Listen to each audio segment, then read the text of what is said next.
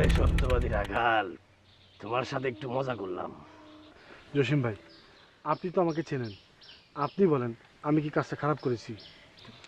তুমি যে কাজটা করছো আমিও সেই কাজটাই করতাম। তা ঠিক আছে, কিন্তু চেয়ারম্যান সাহেবের এই অবস্থা আপনি কিভাবে করলেন? দেখো আনন্দ, কিছু কিছু জিনিস আছে কাউরে বলা যায় না, বলা উচিত না, নিজের মধ্যে রাইখা দিতে হয় কিছু ক্ষমতা।